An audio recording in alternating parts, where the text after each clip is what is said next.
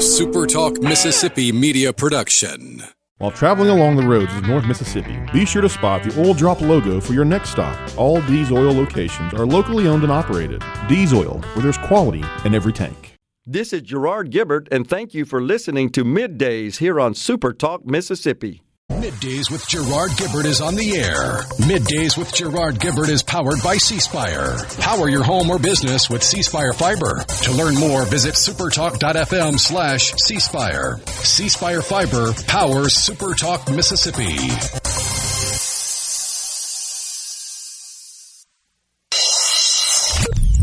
Get ready to go beyond the headlines and join a meaningful conversation with people from around the state.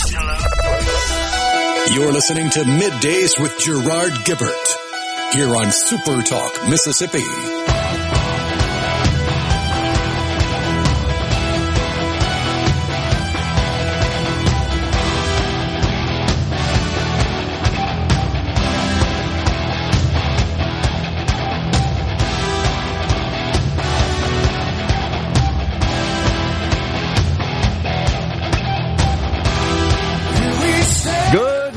Everyone, and welcome to MidDays, SuperTalk Mississippi. I'm your host, Gerard Gibert, along with Rhino in the Element Wealth Studio, guiding you through the middle of your day with facts, fodder, and fine music. Morning there, Rhino. Howdy, howdy. Well, I'm just glad it's not frigid outside. I'm about tired of that. Be gone with you cold weather. Yeah, it ain't cold and it ain't Monday, so we got that going for us. Indeed we do. So, once again, a tsunami of information, it feels like. I left here yesterday after the short show thinking, man, there's so much other stuff we got to get to, and we couldn't due to the short show. And then the cycle starts again, and you just pile more in there. It's like, what direction do we go into today? We got stuff going on the national level, and, man, there's one thing for sure with this president. The grass ain't growing under his feet. And then we got the good folks down there at the Capitol making all them laws. You have been good enough to scrub much of the legislation. Some stuff you just scratch your head at, don't you? What the heck spend time putting that on paper for? And then you got, of course, the high-profile issue of cutting the income tax, eliminating it here in the state of Mississippi. HB 1, the big House plan to do so, has been transmitted down the hall. How do they do that, Rhino? Does somebody like officially walk it down? Is there a procession? Here, other chamber, here's your bill. Oh, yeah, they got the powdered wig and the big gold mace, and they do the mark. No, I'm just kidding. That'd be kind of cool, though, right? What did they do in the old days? Pile them into... Well, it depends on what you mean by old days. Well, pre the digitization of legislation. How about that? I don't think much has changed since the digitization. Fairly certain there's a whole bunch of paper printed.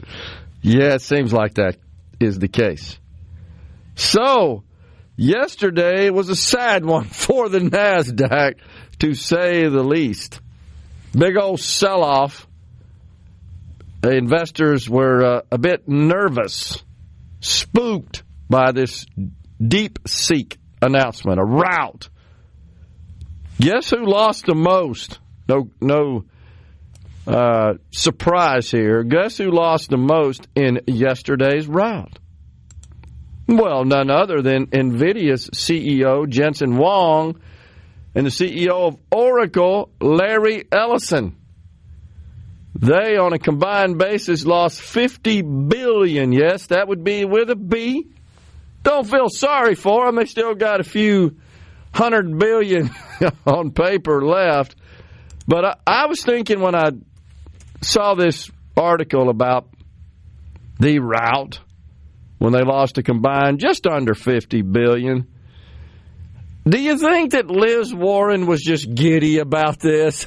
That these billionaires lost all that money? On paper, as the saying goes, of course. She had to just be celebratory, thinking about all that money that these rich folks lost. combined of nearly $50 billion. But this is what's so crazy. The markets, of course, not for the faint of heart, as they say. There's an upgrade in NVIDIA today from at least one of the analysts, Tigris Financial, Ivan Feinseth. He is the one that tracks the chip industry. He put a strong buyout on NVIDIA today, moved the price target up to $220, increased from $170, and then everybody jumps in. Don't you love it? Well, it also might come after he might have heard the news from at least two different sources I've seen that had China's new thing, the DeepSeek, claiming to be running on all Chinese hardware, when in fact it seems like China has thousands of NVIDIA chips that they've smuggled into the country to use for just a thing. You don't say. So NVIDIA's got demand legally and on the black market. Which to me sort of makes sense as to why Jensen Huang, the CEO of NVIDIA, was kind of quiet yesterday. You would have thought he would have come out and said, hey, guys, the Titanic isn't sinking here. We have a plan. Well, he seems to have kept that quiet, which is fine. He's not obligated to come out and offer some sort of statement about it. But I thought that we'd finally learn. You have to believe, don't you, that when it's the Chinese Communist Party involved, there's another side of the story. And it turns out that other shoe dropped, as they say. Oh, yeah. Turns out they're saber rattling about our Navy is growing leaps and bounds. We have this much tonnage in our Navy. What they're not telling you is they're including every little John boat and fishing boat they could possibly put into a quote-unquote fleet. Which, for the most part, is arguably worthless in some and shouldn't count towards your Navy's tonnage. Right. Totally agree. So, and just for argument's sake, or comparative sake, I should say, NVIDIA presently trading today, it's up a bit, rebounded. It's presently trading at $121. So this buy rating from Tigris Financial puts it at $220. That's in 52 weeks. $100 increase over 52 weeks. That's a strong buy rating right there. But again, you can't trust the communists ever on any matter, issue whatsoever, which is why it is so important for Americans to remain vigilant about their government. But COVID came from a wet market. Oh, geez. Finally, the CIA has acknowledged that ain't true. Something that I think most clear-thinking people understood from the get-go and were, of course, ostracized and relegated to pariah status. And that was a problem. Folks had the right to speak up about that. Wait, that just don't sound quite right. A wet market. Come on. Wait, it started in a town called Wuhan? And when you Google Wuhan, one of the first things that comes up is a biometrics place that doesn't really do biometrics? You got all these weird security people? And also remember, I remember this vividly, one of the press conferences when one of the crazy reporters questioned then President Trump about why he calls it the China virus. Remember that? And he said very emphatically in his own style and tone, because it comes from China. I remember somebody jumping down our throats on the text line. That's right. It comes from China. Okay, makes sense to me. Man, so now we learn the truth. But again, wasting no time is the president in issuing even more executive orders. This time, overnight, a freeze on federal grants, loans, etc. We should not be surprised. He said that. Now, this is going to receive legal challenges. Not all, but a number of these orders are going to be challenged legally. And they may, as we discussed yesterday, find their way to the United States Supreme Court. And the Supreme Court's going to have to rule. Now, this particular freeze on funding, the same as, by the way, his order to freeze a lot of the subsidies in what he calls the Green New Scam, the Inflation Reduction Act. And those subsidies, of course, are for electric vehicles and upgrading the electrical panel. That's the one that always just intrigued me, is upgrade your electrical panels. Do you know a single person that has upgraded their electrical panel as a result of said subsidies? Not an individual, no. Me either. I've heard scuttlebutt that landlords took advantage of it. Okay. What about stoves? Remember, that's another one. Appliances. You could receive a subsidy for upgrading your appliances. Again, no single individual that I know of or single family that did so, but again, I've heard scuttlebutt that landlords used it to kick out lessees, renovate, and then raise the rent. So, as you like to preface your analyses with the statement, it's almost as if they failed to consider human nature. That's what happened here. We're stepping aside for a break in the Element Well studio. Great program lined up. Kimberly Hughes with the American Cancer Society in Lake and Camp with the American Heart Association are next. Stay with us.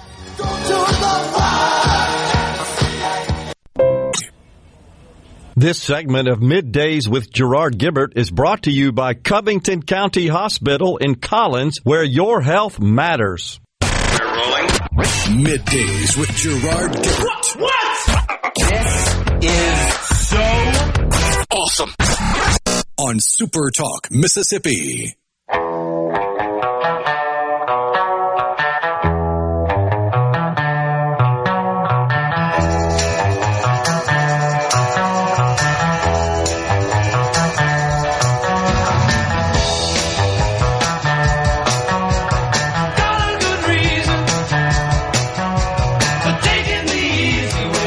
The Fab Four bumping us into this segment here on Middays. We are live in the Element Well studio. It's our pleasure to welcome now Kimberly Hughes, Government Relations Director for the American Cancer Society, and also Lake and Camp, Government Relations Director for the American Heart Association in Mississippi. Kimberly, Lakin, thanks for coming on.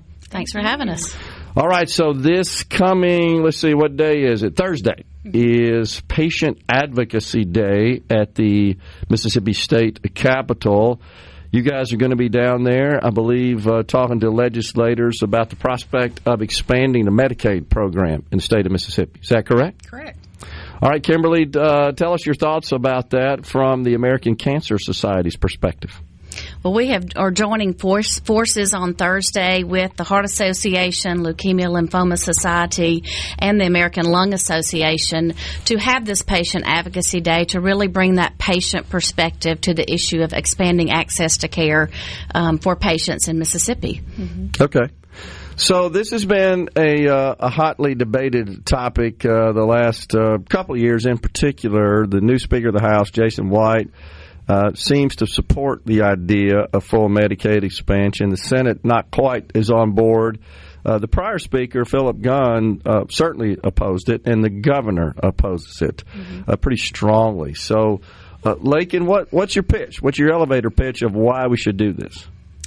Access to care. I mean, if you help all Mississippians, that elevates the progress of our state, exponentially. So it's a good economic decision. We know that. But it's also just taking care of the people that take care of us. I mean, we're talking about the working class, people who otherwise can't work for, whatever exemptions that they might qualify for. But this is a group of people who are falling in the gap and need to be taken care of. So we need to just focus on providing access to care for them. But yeah. So you're probably aware that under the Inflation Reduction Act signed into law in 2021, there was a provision that enhanced the subsidies in the Affordable Care Act policies available there on the marketplaces, the exchanges such that anyone who has an income that's below 150% of the federal poverty level, they can access private commercial coverage for no-cost premiums and also fairly generous subsidies for out-of-pocket costs as well. So that doesn't address those that have an income below 100% of the federal poverty level, the so-called coverage gap between what Medicaid currently covers, which is at a very low percentage, like 25% of the federal poverty level. What about advocating for that as a way to at least cover those that would be eligible for no-cost premiums in the exchange, as opposed to Medicaid expansion, which, of course, would have a cost component to the state of Mississippi? Is that something you guys have thought about? Kimberly? Well, we are working with Congress, ACS CAN is, and I'm sure other organizations, to keep those subsidies in place because they have benefited a lot of people. But, there is a strong possibility they could go away. I know end of this year. Right, right. So there was a lot of discussion last year, I think, in the final conference report that did put people on the exchange. And, that may be a way that, works for Mississippi. We just urge the legislature to, maybe even bring back that conference report and let's finish what they started last year. They came a long way, and, there are 40 states that have expanded Medicaid in some form or fashion, so let's look at what other states have done and find a solution that works for Mississippi. Lakin, what do you think about the Senate's demand that any expansion of Medicaid would include a work requirement in the legislation? What do you think about that?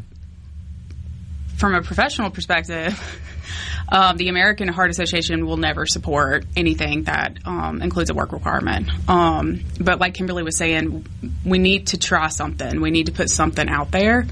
Now, we will never advocate for anything with a work requirement. We will continue to work with the Senate on what is best for Mississippi, and we, stand by the fact that it's, legislation that does not include work requirements. Well, and let's be honest, the House had the same stipulation, but I think the legislation that they passed last year was somewhat contingent on what the new federal administration would do with respect to work requirement, and if it would require a waiver, as you guys know, and if the federal government said, hey, we don't approve your waiver for requiring a work requirement for eligibility, I believe the House version said, okay, we're still going to implement the program, whereas the Senate's version would not. That was the main distinction. And the Senate's version also stopped at that 100% of the FPL level. So what are your guys' plans, Kimberly, to lobby our legislature, both sides of the Capitol there, to put something together that could meet you guys' approval? Well, we just see work requirements as a barrier, especially for cancer patients. A lot of them are not able to work when they're going through cancer treatment. So, we just want to see some type of plan, to see something, and then, decide a position and work with them on, what might work. Just see them come together and collaborate on something and pick up the conversation from last year. We know that, there are very different opinions on both sides of the aisle, but we almost crossed the finish line last year, and hopefully they can get the deal done this year. Mm-hmm. What about the governor? He's pretty concrete in his position that he would not support this program, this legislation that would expand Medicaid. Of course, it depends on whether or not what the votes shake out to be in respective chambers, whether or not he could veto such a bill if it would pass through both houses. Have you talked to him about this and tried to persuade him on your position here? Not directly. We have not talked to him, but ACS CAN recently commissioned a poll of GOP primary voters, and 58% of them support Medicaid expansion, and 74% of them believe the legislature should get the deal done in the 2025 session. Okay. And I saw that report as well. You shared it with us, and we appreciate that. Mm-hmm. Is that something you've promoted and shared with lawmakers at the Capitol? We have, and we'll continue to do so. That will be something that we'll share with them more specifically on Thursday, especially in the different Senate districts. We know where we've really got to do some work and to get their support, to let them know that their constituents support this issue, and it's the right thing to do for the health of Mississippians and for the economy. Right. Has the Speaker, Jason White, has he indicated whether or not he intends or Sam Creekmore, who heads the health committee?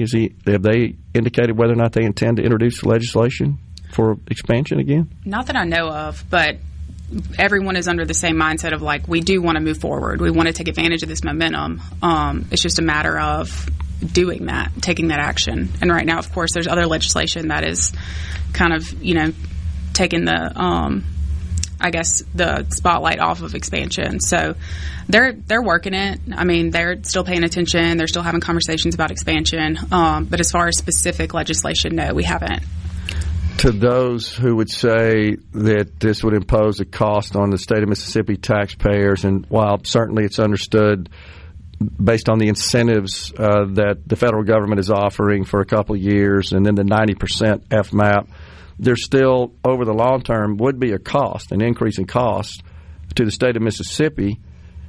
And it depends on whether or not you guys know the programs that have been proposed, whether or not the insurance industry participates, the hospital industry also perhaps could provide some supplemental funding.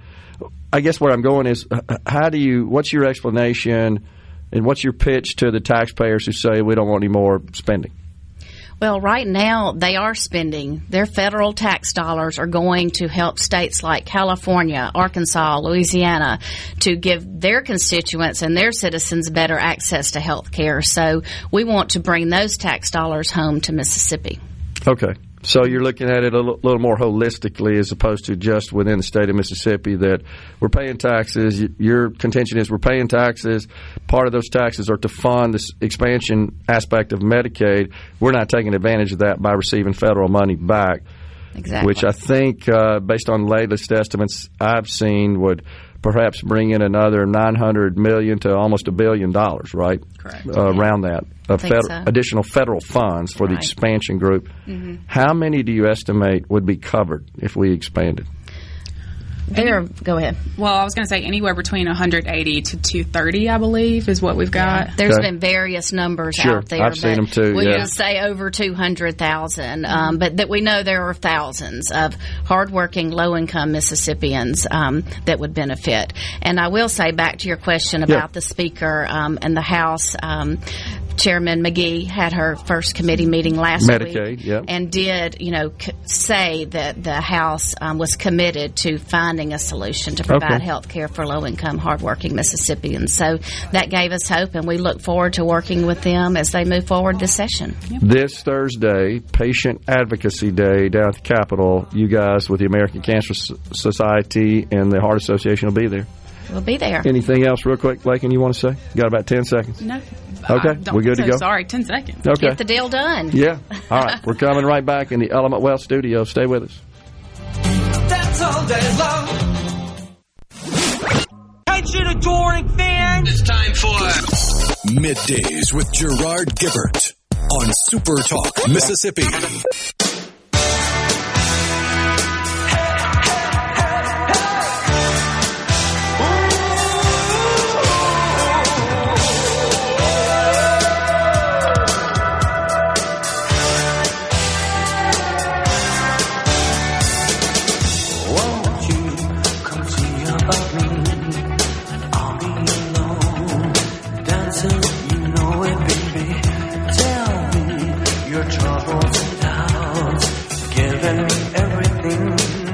And out and love strange, surreal and dark. Think of the tender things that we were working on. We are back with you in the Element Wealth studio. Little Simple Minds. I'm watching right now some video from Mojave, California. You seeing this, Rhino? Supersonic. Breaking the sound barrier. Boom Supersonic. What is that exactly? That is the first privately funded supersonic commercial aircraft. Oh, okay. How about that? Privately funded, so not... Yeah, because the Concorde was a joint venture between Britain and I got you. Somebody else. I got you. Yeah. Speaking of Britain, have you seen that there is a new movement in the European Union? Mega Make Europe great again. There is like I can't remember the name of the organization, Patriots for Europe or something like that. Look it up for me. Mega. They, of course, tapping into the MAGA movement here. Oh, man. Mega. Make Europe. So maybe they're sick of the socialism that has blanketed the European continent. And honestly, you could further use the metaphor.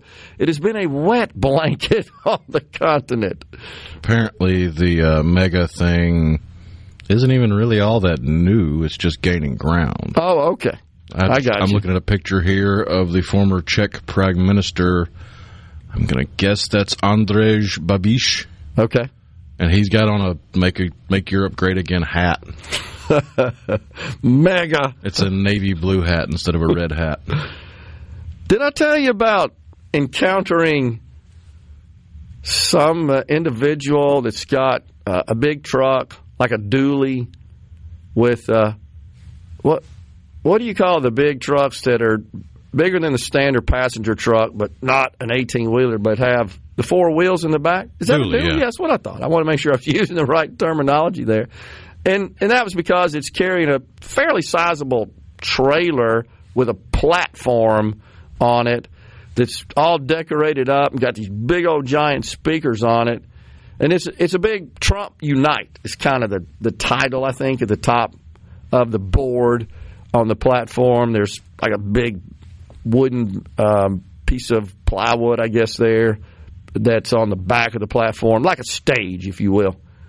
But they've had somebody professionally record to the music of YMCA a tune where they inserted lyrics, and it's MAGA, M-A-G-A, and it's got a whole series, as you can imagine, of lyrics that kind of promote the MAGA and the Trump agenda.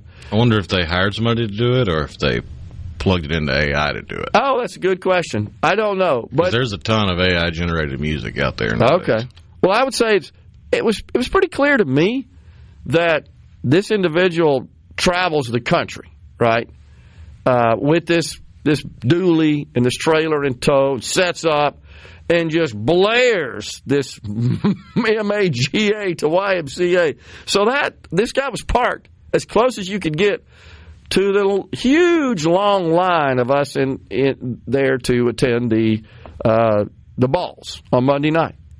And because the line was moving so slow, I heard that for about an hour, over and over. You talk about getting a music bug in your ear. I couldn't get it out of my head for 2 days when I got back. MAGA. Oh, my gosh. Now you can empathize with every single person who's ever worked retail at Christmas time. That is true. On the same loop. Oh, yeah. Over and over. The same 7 Christmas songs over and over and over. That is a good point. Over. MAGA. But nonetheless, we got a mega going on over there in Europe. Let's see, Mo says, when you asked if they have a procession to take the bills to the Senate, my mind went straight to Monty Python's Ministry of Silly Walks. A great analogy there.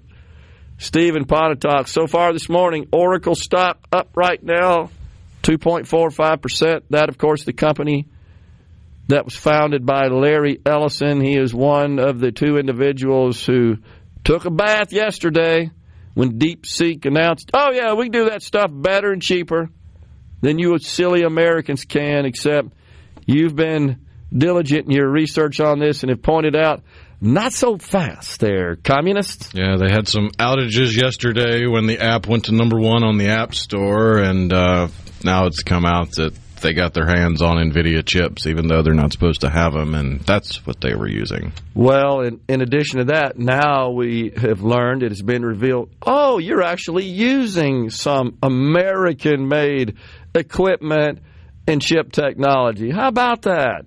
Okay. And then this... Well, in fairness, about 75 to 85% of any quote-unquote innovation from China... Yep. is actually just a rebranded American product. Oh, no doubt. And so much of that, of course, is digital. And this is one of the concerns about the way they have infiltrated so many aspects of American industry and life, where they're just stealing information and then pushing it out another door after they just monkey around with it a little bit. I mean, let's say you're making Widget Z. It's the new thing. Everybody's got to have Widget Z. It's only $19.95. I'm going to get it made in China. So you go to China and you go, hey, I want to make this in China. They go, that's fine. Heck, we got all this labor. We can help you set up the factory. We'll do as much as we can for you. Just make it here. Cool. I'm making Widget Z in China. I got the factory set up. I got this really cheap labor. And after a year, there's another factory that's popping up next door. I wonder who that could be. It's Widget G. Oh, I wonder what that is. No mind. I'm still making my stuff over here. Oh, wait. All of my workers are now working for the factory right next door making Widget G. And I can't hire anybody. And I can't get any materials because it's all going to Widget G. Because they just stole every single thing that was Widget Z. That is true. On the C Spire text line in the last segment before last, we were talking about how President Trump, during the early days of COVID, when he was asked about, why do you call it the China virus? Because it comes from China. And so on the C Spire text line, New Zealand white rabbits is a name, not rabbits from New Zealand, like German Shepherd dog, not dogs from Germany. Love you guys. That was one of the more classic retorts, was it not, in his first presidential term? We get 4 more years of that. When he was dealing with the mayor of Los Angeles, people want to go into their houses now and get to work on rebuilding, and she was saying, well, it'll be about a week. They don't want to wait a week.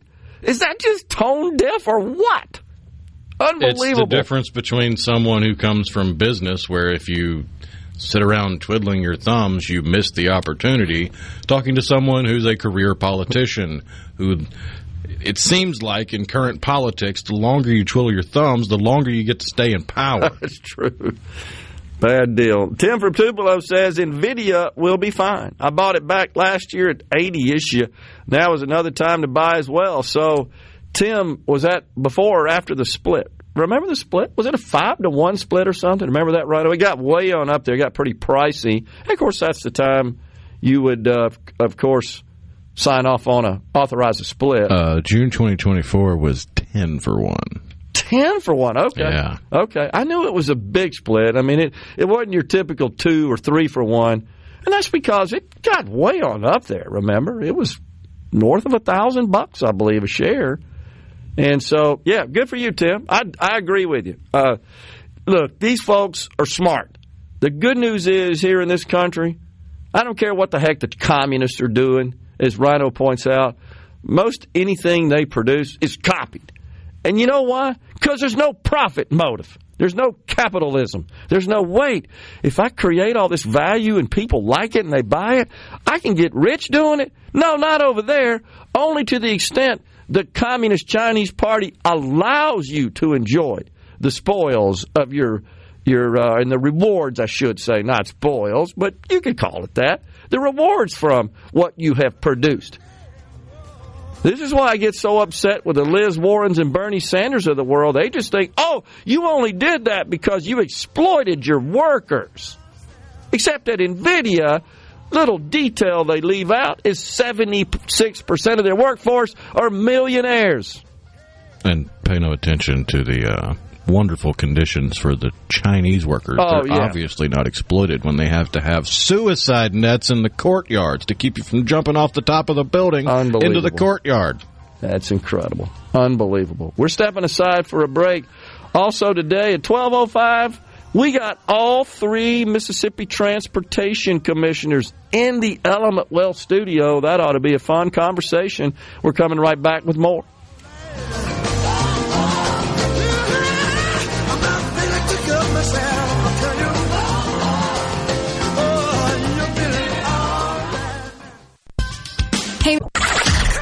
Come on. Middays with Gerard Gibert. All right, we are back On SuperTalk Mississippi.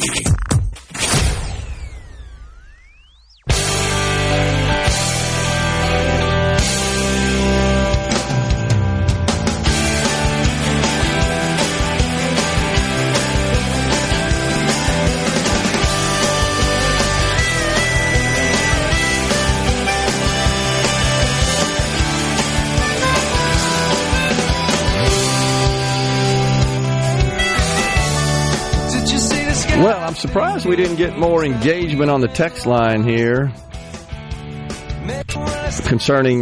related to our discussion with Kimberly Hughes with the American Cancer Society and Lakin Camp with the American Heart Association discussing expanding Medicaid in the Magnolia State.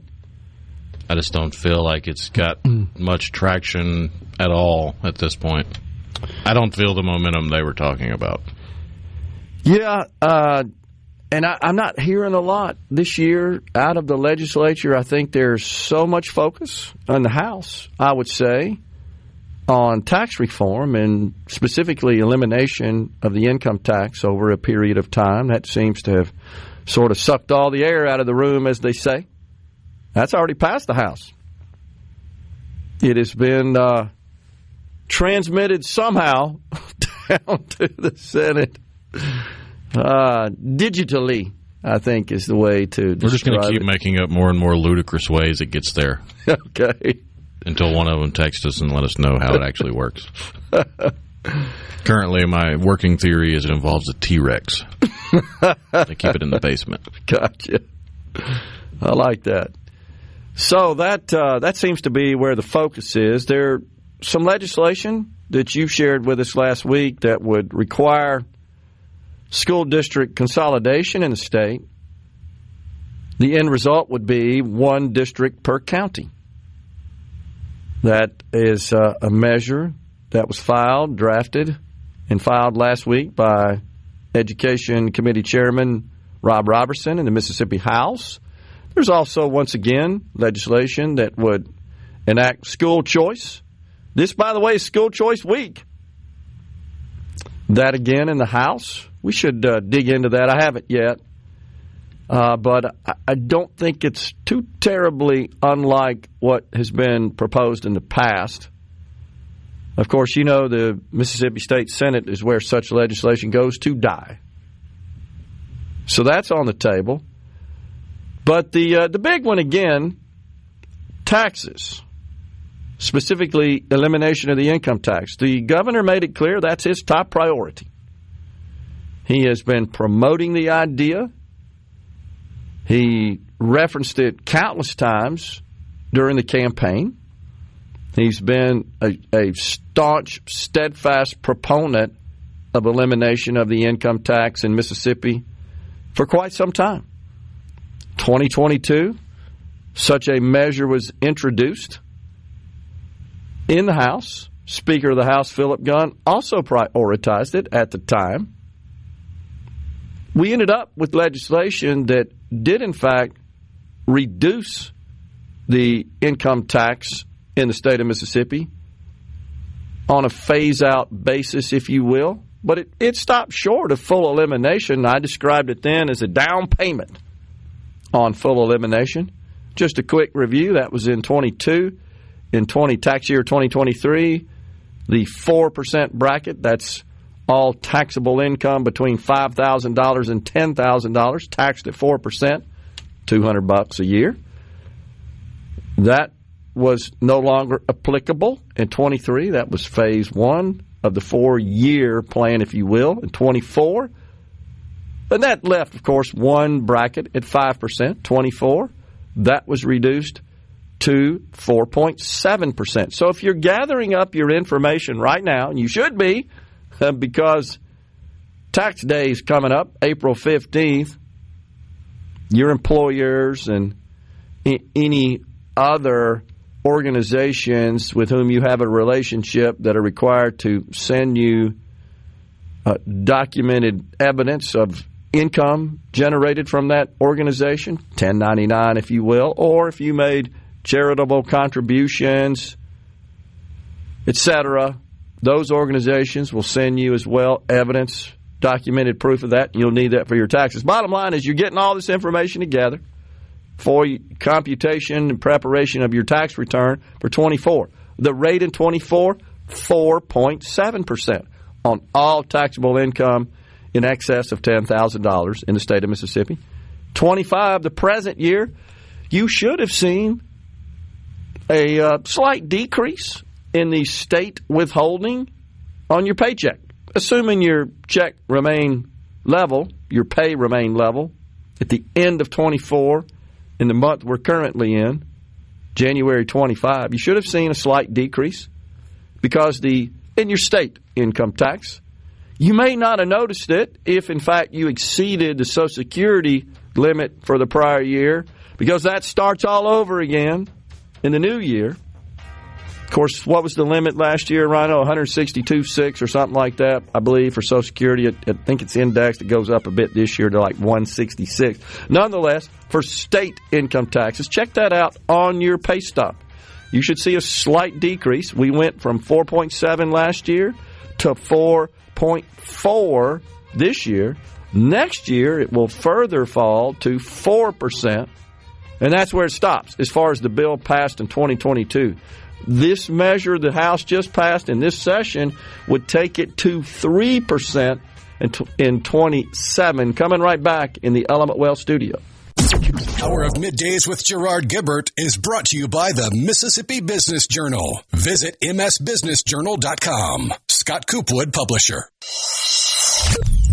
Get ready to go beyond the headlines and join a meaningful conversation with people from around the state. Hello. You're listening to Middays with Gerard Gibert here on SuperTalk Mississippi.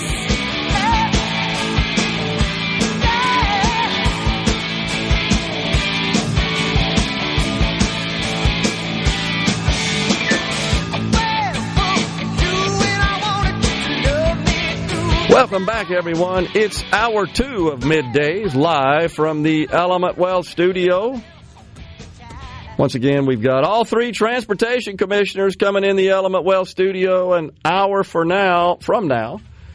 We'll get their thoughts on the 2025 legislative session and find out more about how they work together cooperatively to address Mississippi's infrastructure needs. I look forward to that. Mr. Trump is doubling down on the old tariffs, man. He used that quite effectively, the threat of tariffs with the Colombian president, who seems pretty weak, I might say, because he refused to accept some of the thugs from his country that our immigration enforcement services rounded up and sent over there on a plane. And Trump was on the golf course. He literally was posting to his Truth social media account in between putts or something there. I know. That's just awesome. I love that. Was Joe Biden ever working when he was on the beach like 8,000 times during his term? Was he doing anything? He was photographed on the phone a couple times, okay, but never seemed to actually amount to anything. Well, that's interesting. So Scott Bessent is now the Secretary of the United States Treasury. He was confirmed yesterday. Wasn't universally confirmed, but I felt like there'd be some pushback from the Democrats. And he's pushing for a universal U.S. tariff plan as well. Interesting. He's all about getting the Trump tax cuts extended, but President Trump made an interesting statement, Rhino, yesterday. Not sure if you caught that. By the way, he was at Mar-a-Lago. And was he at Mar-a-Lago or Palm Beach? He was in the area, of course. And I'm not sure if he was specifically at his resort, I guess is what I'm saying, or was he at just another venue at Palm Springs. Doesn't really matter. He was addressing and huddling up with Republican leaders in the Congress as they were strategizing the plan to implement his agenda. Interestingly enough, yesterday, he floated the idea of ending the federal income tax, replacing it with tariffs. Did you see that, Rhino? It's a little bit of a throwback to the old days. That's how we produced revenue to run the federal government in this country. He said, it's time for the United States to return to the system that made us richer and more powerful than ever before. Instead of taxing our citizens to enrich foreign nations, we should be taxing foreign nations to enrich our citizens. That's a direct quote from his meeting yesterday with Republican leaders. And I guess you got to read between the lines, right? I mean, he didn't specifically say, hey, let's end the income tax and replace it with tariffs. But the statement that I just read to you, that's exactly what he's proposing, what he's suggesting. That's interesting. Now, just to do a little math on you here, because you sort of have to, you got $3.4 trillion a year of imports into this country. And if you were to replace the income tax, according to my math, the income tax with tariffs, assuming that the level of imports remain the same, no change in the level of imports. Let me make sure I get the math right. I believe you'd have to have, let's see, about a 30% tariff. I think is the way that would work out. That would be a whole bunch, as you can imagine. Now, keep in mind that tariffs are actually not paid by foreign countries. They're paid by American companies. So when an American company imports a good from abroad, that's where tariffs are levied. The American company has to levy the tariff on their import and then send that to the federal government. This is why the president has called for, you've probably seen that, he's called for an external revenue service. That's kind of interesting. And that would be to collect tariffs. He did get scolded a little bit, Rhino, because he said that, so my math was a little wrong. $2.4 trillion is what we collected in individual income taxes, so you'd have to have a tariff of about 75% to make those numbers work. I was actually thinking about Social Security and Medicare revenues, but the individual income tax last year came in at $2.43 trillion. So you can do the math there. That's roughly 3/4 of the $3.4 trillion of imports. But he loves tariffs. He said, tariffs are the most beautiful word in the dictionary. And somebody kind of jumped on him and said, well, they say, what about religion and love? And there was one other word. And he said, he capitulated, okay, fourth most beautiful in the dictionary. Tariffs. He's a big fan of them. And now he's got a Treasury Secretary that's looks like trying to figure out how to weave tariffs into the revenue picture in this country. It's now, even though it's true that it's American importers that pay tariffs to the government on the goods that they bring into the country from abroad, that's absolutely true. But, of course, that makes the goods those countries produce less competitive. So the theory is they'll either start making stuff in this country, move their production and their manufacturing into this country, or they'll curb their pricing to account for the tariffs because they're no longer competitive. And it might be a product that no American companies make, but if you incorporate the tariffs into the price point at the retail level of those goods, once it goes through the various processes, it's not sellable. It just gets to a level that American consumers say, yeah, I'm not going to pay that price. In other words, they're going to react to the imposition of a tariff on their goods. Even though they're not directly paying it to the U.S. Treasury, their customers, American importers, are. Fact is, it will cause some adjustments in that. Now, whether or not we could fund the entire government, at least replacing the individual income tax revenue for government services and functions with tariffs, again, 75%. Now, here's a problem. If those companies did, in fact, move their operations and their manufacturing into the United States, there wouldn't be anything to tax. So The good news is we get a lot of more manufacturing operations, job creation, etc., and all the benefits, economic benefits of that. But it would possibly leave a big old hole in the federal budget because there are no tariffs to collect because nothing's being imported, or it would be reduced substantially. Interesting. So Trump played golf 142 times in his first term and ate up millions in taxpayers' dollars doing so. Look into it. Cry me a river, man. The difference is, as we just discussed, this president might be playing golf, but he's working. He literally, while he was on the golf course, changed completely the response from the Colombian president. He made it clear we're deporting illegals in this country. We're starting with, as Tom Homan, the director, says, the worst first. They go round up these criminals, which Colombia sent into this country, and they send them back on an airplane. The Colombian president tries to act all brash and big about it. And Trump says, okay, we're putting a tariff on you right now from the golf course. Meanwhile, Biden spent 40% of his presidency on vacation and got Jack Diddley squat done for the good of America. And not only that, as you know... But his family sure did make a killing. Nobody can keep up with this president.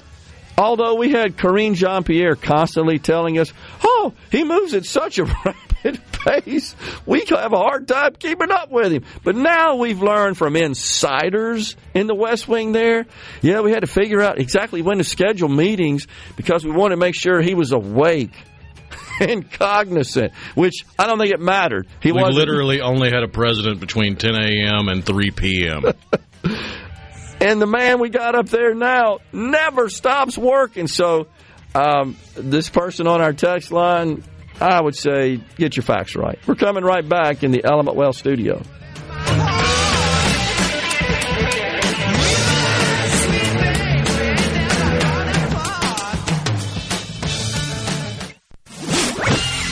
From the SeabrookPaint.com Weather Center, I'm Bob Sullender. For all your paint and coating needs, go to SeabrookPaint.com. Today, mostly cloudy, high near 61. Tonight, some fog early, then mostly cloudy, low around 45. Patchy fog on your Wednesday, then mostly cloudy, high near 68. And I looked at Thursday, a 20% chance of showers, high near 74. This weather brought to you by our friends at Gaddis McLaurin Mercantile in downtown Bolton. Shop local. Gaddis McLaurin Mercantile, your building supply expert since 1871. Hello, I'm Gary Jolly from the Tractor Store. LS Tractor understands your passion for the land, and just like you, LS Tractor is committed to excellence and superior products. LS Tractor comes with a long list of standard features that are unmatched by other brands and backed with the LS commitment to provide exceptional customer service and satisfaction. You get a lot more for your money with the LS Tractor. Come to the Tractor Store in Richland to experience the LS difference. The Tractor Store in Richland. The one body shop that's always believed in using OEM parts and repairing vehicles to their original factory condition is Clinton Body Shop. Auto accidents are stressful, and the last thing you need is a repair that devalues your car and makes it unsafe. In a time when more than ever insurers are pushing consumers to body shops that work for them and not you, we want to remind you Clinton Body Shop believes you deserve to have your vehicle returned to its pre-accident condition. That's why we use OEM parts and OEM repair procedures. In fact, we're trained and certified by more automakers than any body shop in Mississippi. So remember, it's your right to choose where to get your repair. So choose Clinton Body Shop in Clinton or Richland. As our founder always said, we really do take pride in perfection. Go to ClintonBodyShop.com. Be sure to tune in every Saturday morning from 10 until noon for The Handyman Show. Brought to you locally in part by Mid-South Crawlspace Solutions. Protecting your home from structural damage, cracks, humidity, mold, and more. That's Mid-South Crawlspace Solutions of Mississippi. The best made-to-order lunch in Northeast Jackson is at 4th and Gold Sports Cafe. The Philly cheesesteak sandwich or wrap, melt-in-your-mouth pulled pork sandwich, and the best burger in the metro. Call 769-208-8283. Once again, 769-208-8283. In Mississippi, with our ever-changing weather, termites and household pests can disrupt your family life and take a toll on your home. Family Termite understands that these economic times are hard on everybody. To help you and your family out, we're offering flexible payment plans. Call Family Termite and let us help protect your home. 601-933-1014. 601-933-1014. Or reach us at www.family-termite.com. Tune in to Good Things with me, Rebecca Turner. It's Mississippi's Radio Happy Hour, weekdays from 2 to 3 p.m., right here on SuperTalk Jackson 97.3.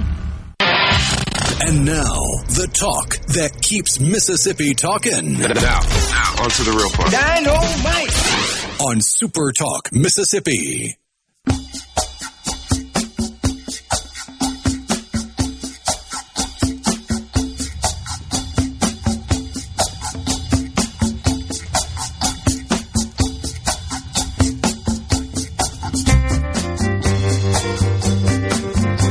We're back with you in the Element Well studio, a little Steely Dan.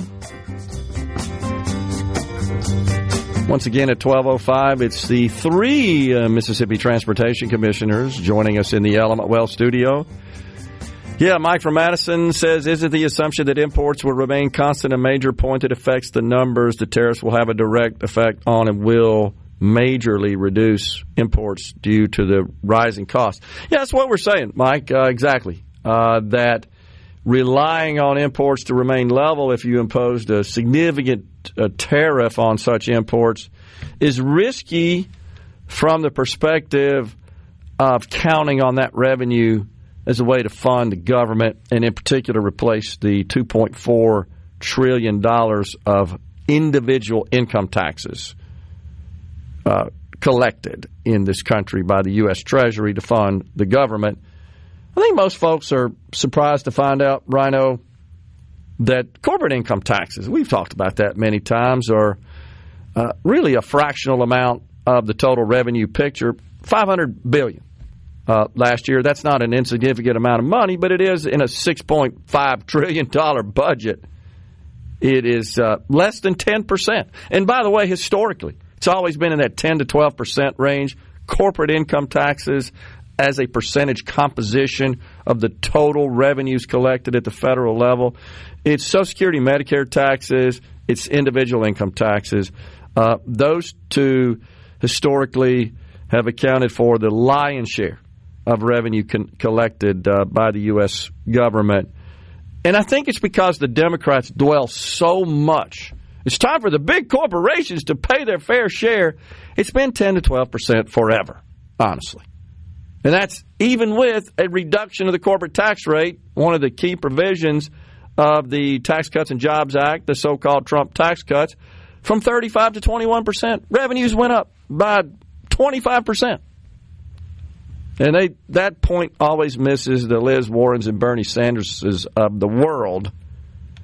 But yeah, Mr. Trump yesterday floated the idea of replacing the income tax, individual income tax, with tariffs. Speaking of individual income tax, you guys know that we have a big-time bill in the Mississippi House to eliminate the state income tax. This would be, in my knowledge, the second such measure we've had in the last 3 years that would accomplish that end goal of no tax on income. Talking about individual income to shift the revenue generated at the state level to consumption taxes. And that is a welcome proposal to a lot of people, especially those that believe in philosophically the idea that it's best to collect revenues from consumption for government operations rather than work and income. So I'm presently writing an article that I hope to have done in the next couple of days that goes into some rather detailed analysis of the HB1 is what it's called. It is styled thusly to call attention to it as the top priority, number one, House Bill 1, in the Mississippi House.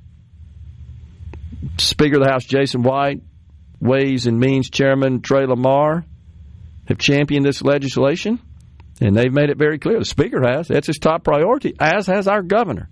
The Senate, at this point, somewhat quiet. You guys know we had Senate Finance Committee Chairman Josh Harkins from Rankin County on the program last week, and he shared his thoughts on that. So they're mulling it, but they're also planning to introduce their version of some tax reform legislation as well. But in this article, I'm going to address some of the common concerns, such as why don't we just get rid of it all today? Why do we have to raise taxes on consumption? It does include a 1.5% increase on non-grocery items, a reduction to a terminal rate of 4% on groceries, and then a 5% new sales tax on fuel. Why do we have to do that while at the same time we're trimming the income tax down to zero? I go into that, and then it also has a provision that would dedicate the first $100 million in a year of proceeds generated by the Mississippi Lottery Corporation to the public employees retirement system. The idea there, the premise there, it's a way to help shore up the unfunded, address the unfunded liability in the fund, the public retirement system. So those are the main provisions of the legislation. But something else I did, because it was rainy on Sunday, Rhino, couldn't get out and play golf, so after Mass I came back and said, you know what, I'm just going to model this out for various taxpayer circumstances and scenarios. And I've done that, and we're going to attach that file. Our news department's working on a way to publish that, link to that, maybe even incorporate it, embed it in the article. But I had a question on the C Spire text line, which was a good one. Let's see. Oh, heck, I lost it now. But somebody asked, how would this affect someone who makes $60,000 a year? And, yeah, here we go. And so I asked, okay, what's you got to know this, your marital status, are you working or retired? How much do you think you spend on non-groceries, groceries, and fuel? Those are really the only 5 pieces of information. 4 are mathematic, numerical, how much you make, how much you spend on groceries, how much you spend on non-groceries, how much you spend on fuel, and then what's your marital status from a filing perspective. So it's 5 data points. So this person on the C Spire text line said, I'm divorced, working, spend $150 a week on groceries, fuel $150 to $200. I assume that's per week, right, Rhino? Would you assume that? But didn't tell us how much on non-groceries. So I can kind of plug that in. It turns out I actually have a case of a person that makes $60,000 a year, a single filer. And let's see, you spent $150 a week on groceries, so that's roughly $7,200 a year. I'm just going to assume you spend about $500 a month on non-groceries. Maybe that's high, but how about we use that? Does that sound reasonable? $6,000 a year, and then you said $150 to $200 on fuel. How about we just average that to $2,000 a year? $150 would be $1,800 and $200 would be $2,400. How about we just use $2,000? All right, so I just did it, and let's see what the results are. Okay, so again, remember that this thing goes into effect in the middle of 26, and then it phases out the income tax 27 through 36. It also reduces the grocery tax beginning in 26 and then phases it out 27 down, I should say, through 37. Okay, so that's kind of unimportant. But let's just look at what happens to you in 25. You have a tax benefit of $20 relative to 24. I'm using 24 as a baseline. And in 26, a tax benefit of $22 relative to 24. $76.27, $108 and $28. Again, all these figures are relative to your present situation in 24, using 24 as the last tax year for you because you're doing your tax returns now for 24. $140 and $29, $172 and $30, all the way to $37, at which point the income tax has been fully eliminated and the grocery tax has been reduced all the way down to its terminal rate of 4%. That's a combined 2.5 state, 1.5 local. Tax savings in 2037, assuming your income stays the same. Now, it changes with that, but I'm just using that for comparative purposes. $385.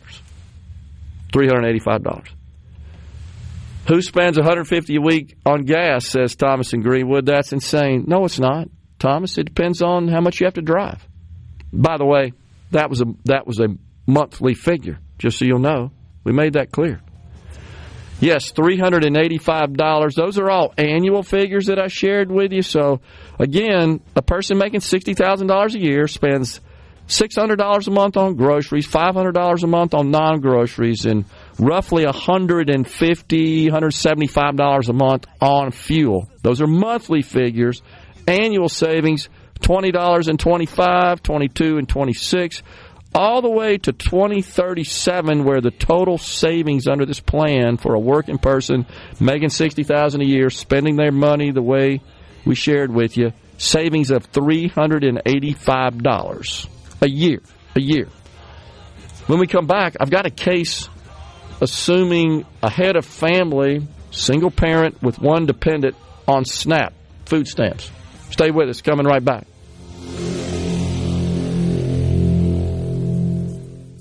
We've done all we... Middays with Gerard Gibert. It is on SuperTalk Mississippi.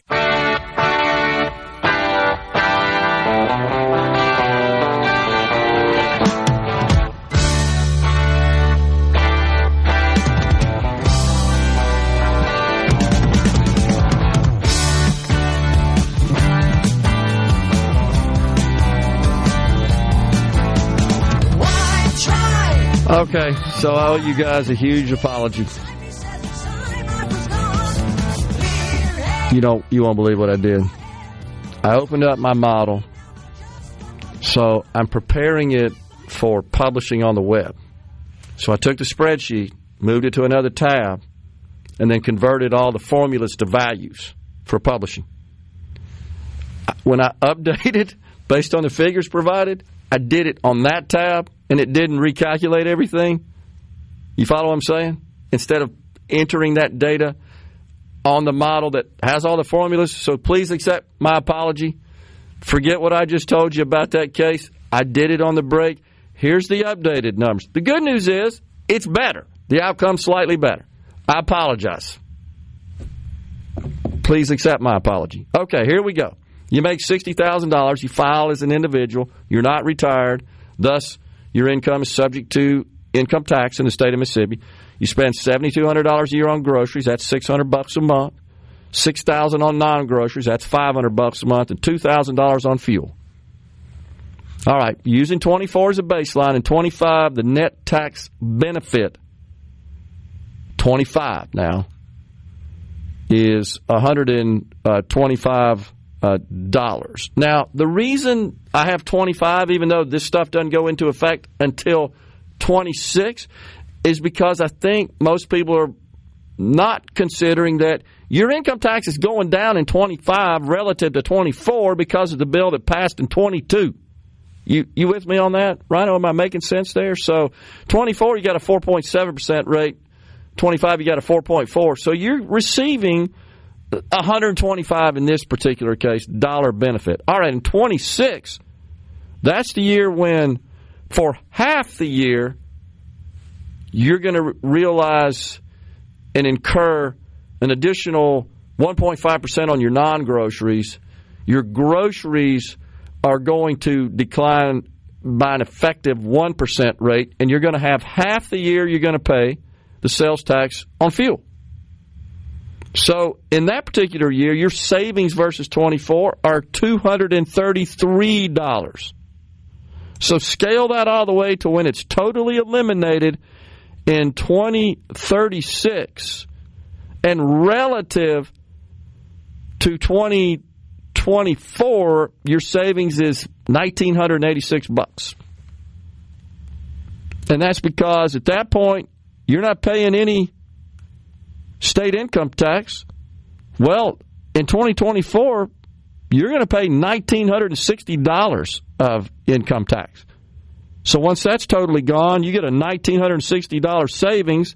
You get a savings on your grocery sales tax, a slight increase on your fuel, and a slight increase on your non-groceries. That all nets to a savings of $1,986. That's for a working person.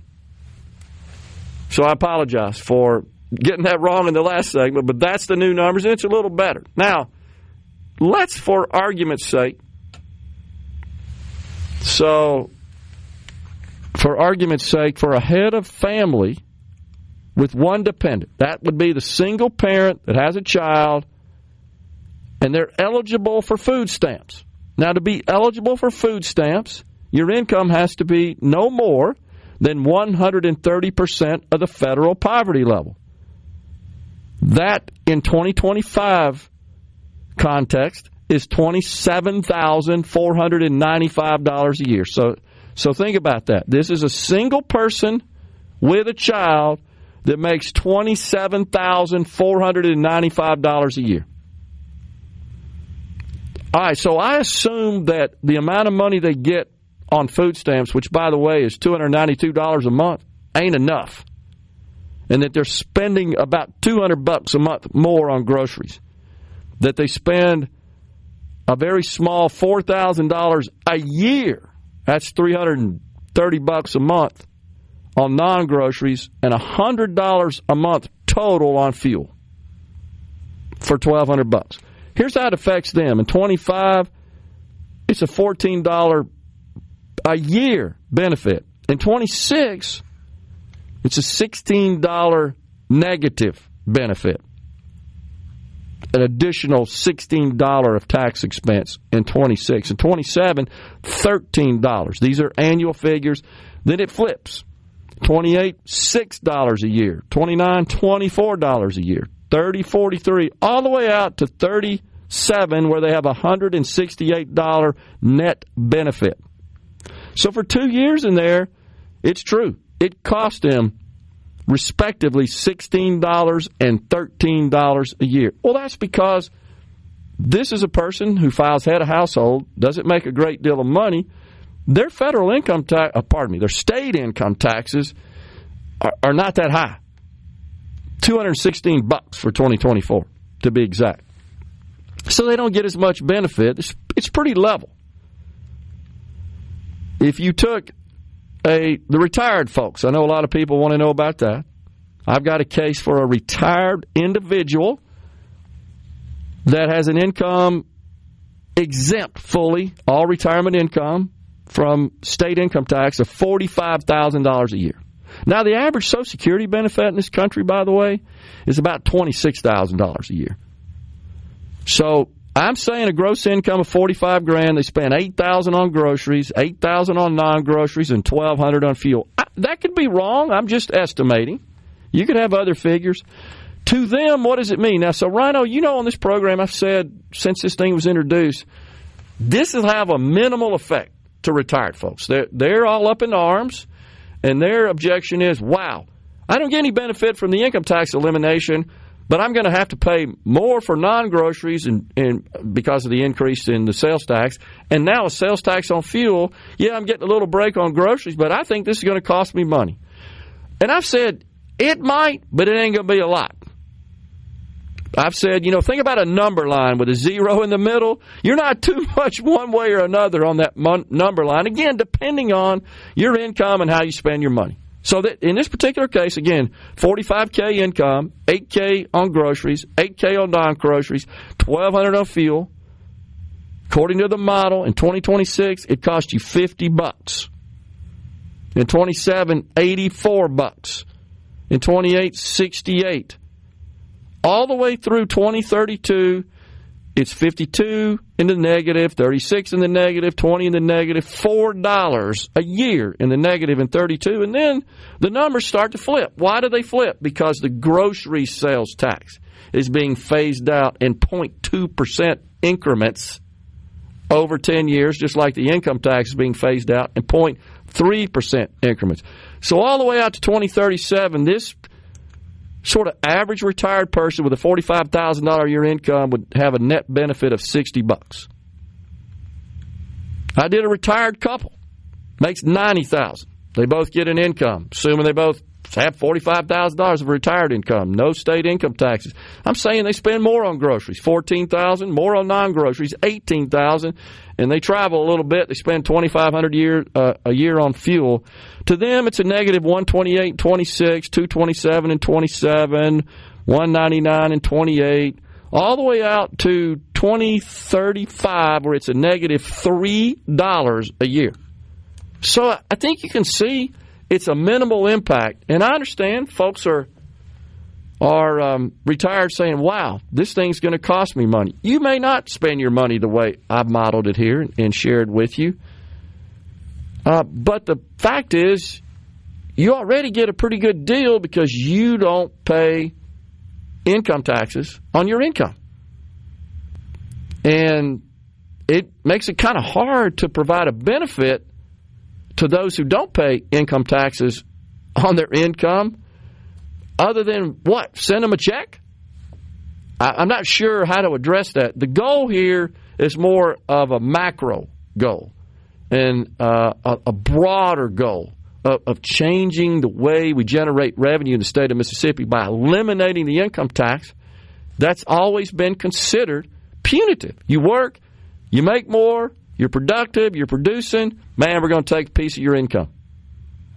And that's somewhat punitive. The idea is, by eliminating the income tax, we would incentivize work and productivity. Wow, I make more, and it doesn't cost me any more taxes. I can control how I spend my money where I'm realizing a slight tax increase.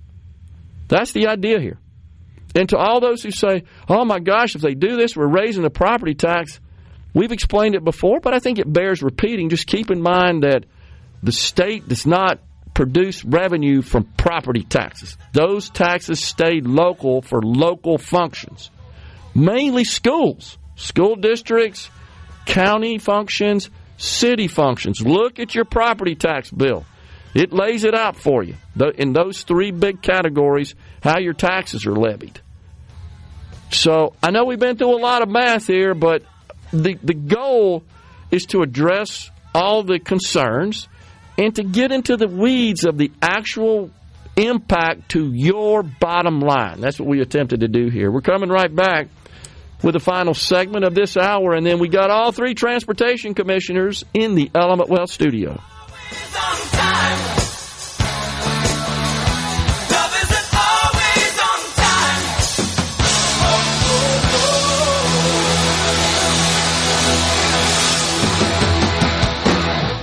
If you're feeling anxious, you know what that means.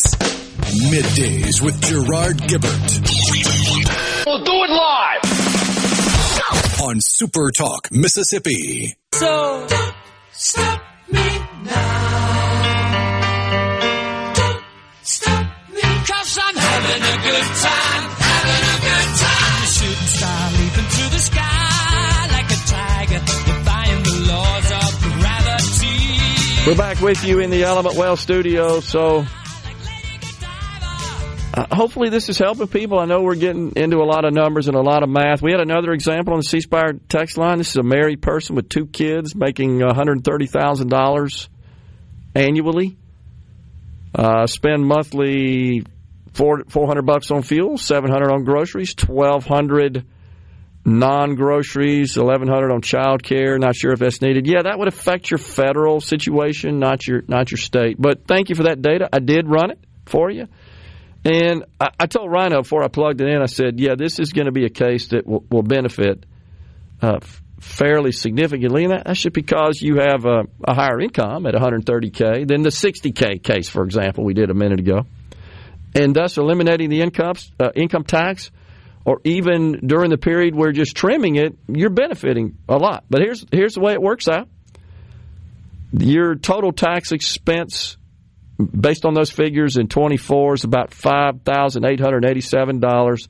And then in 25, that decreases by $271. And again, I want to reiterate, the reason it decreases in 25, even though this bill doesn't go into effect until the middle of 26, is because you got to keep in mind legislation passed in 22 is currently reducing the income tax rate from 24 to 25 to 26 from 5% in 23, 4.7 in 24, 4.4 in 25, and 4 in 26. So we're already getting a little benefit this year. But here's how it works out. In 26, you would benefit by an amount of $442 relative to 24, $1,173 relative to 24. That would be in 27, $1,461 in 28, all the way down to 2037. Your net benefit is $4,036,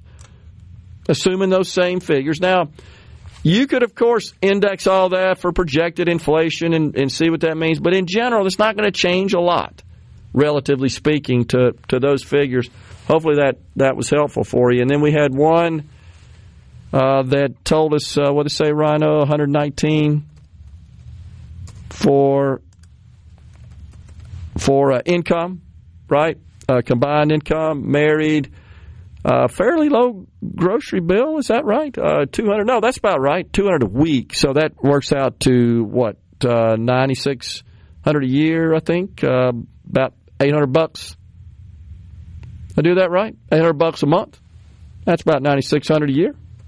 How about we just use $10,000 to round it off? That sound fair? Yes, $10,400. Okay, yeah.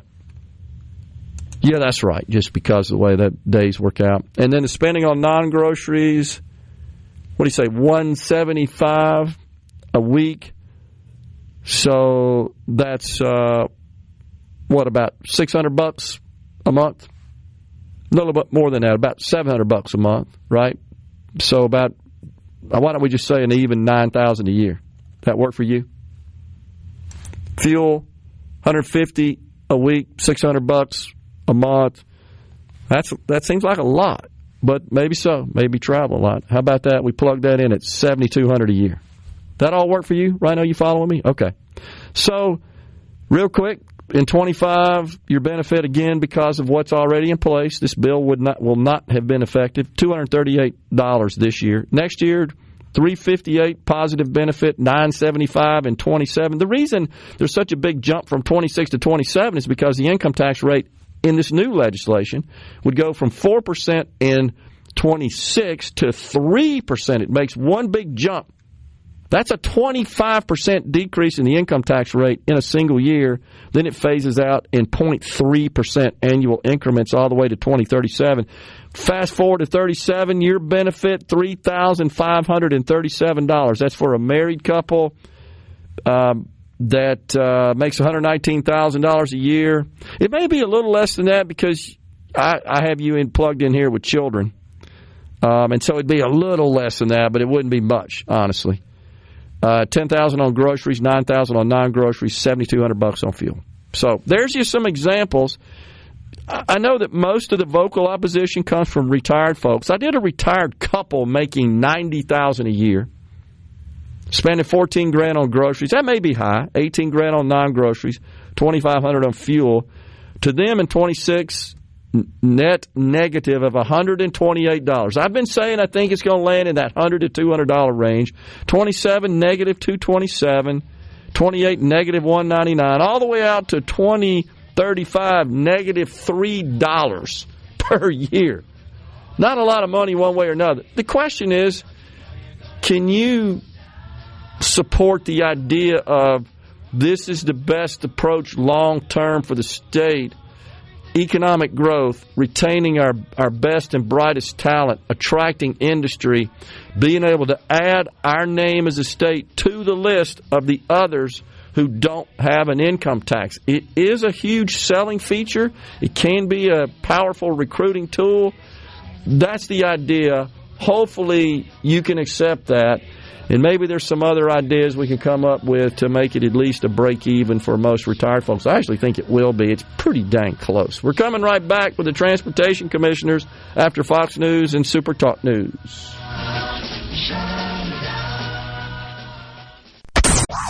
And now, another hour of the talk that keeps Mississippi talking. Middays with Gerard Gibert. Begin your transition now. Now on Super Talk Mississippi.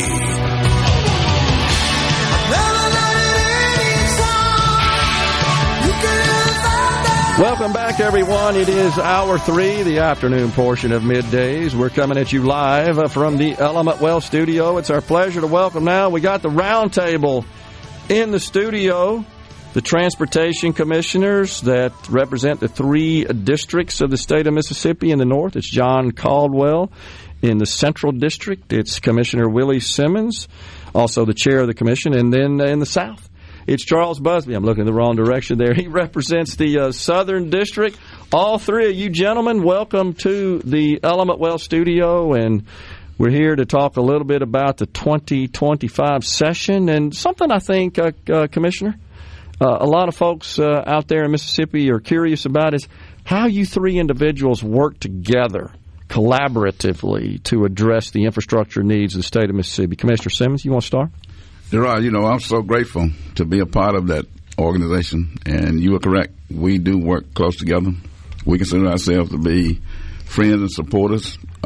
We all been involved in state government, supervisors and representatives and senators, and 93 commissioners who had the responsibility of operating the Department of Transportation from the point of view of the policies and $1.4 billion budget annually, 2,700 employees, and my 2 good friends on the side of me, both are Republicans. I'm a Democrat, serving as the chairperson.